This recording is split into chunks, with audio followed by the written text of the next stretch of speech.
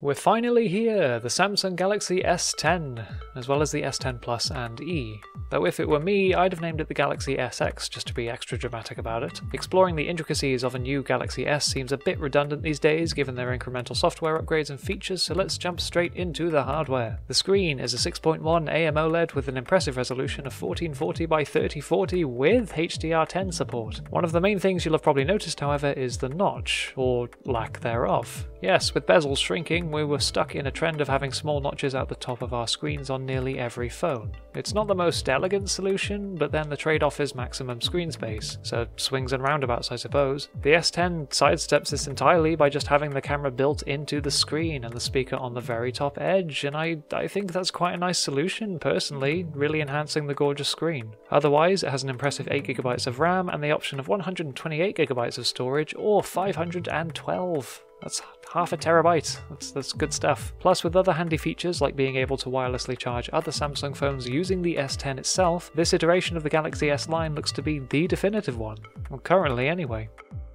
The new Sony Xperia is kind of interesting, opting for a much taller aspect ratio than most other smartphones on the market. The Xperia 10 Plus has a 6.5-inch screen with a resolution of 1080 by 2520. That's a 21:9 aspect ratio, and it's not a bad feature either. Given how we interact with phone apps almost exclusively vertically, providing more height means having more on screen at any time. I would imagine that Twitter, or scrolling through your music as an example, would be a lot nicer on this. It's somewhat of a shame that the very top of the screen is dedicated to that bezel, especially after having just looked at the solution on the Galaxy S10, but then I suppose the extra height does compensate for it. Now, screen aside, the specs on the 10 Plus are fine. They do the job. 4GB of RAM, 64GB of storage, and a Snapdragon 636 CPU. The battery life is also quite solid, noteworthy given the screen size. A high-end phone this is not. The Xperia 10 Plus is a solid mid-range phone made more appealing by the tall screen, and sometimes a small feature like that is enough to make something normally mundane actually quite appealing.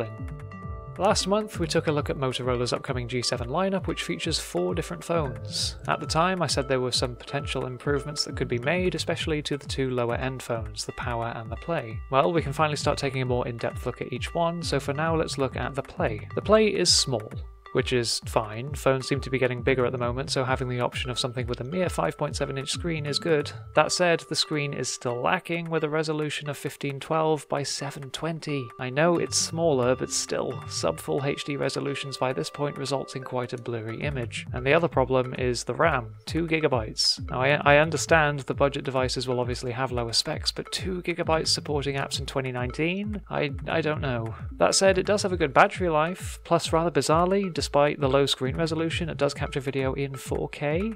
Go figure. Low-end phones are a tough balance. If the specs are too low, it will struggle to support modern apps, and make the specs too high, and the price will increase with it. The G7 Play is just good enough as a cheap low-end option for those on a really tight budget.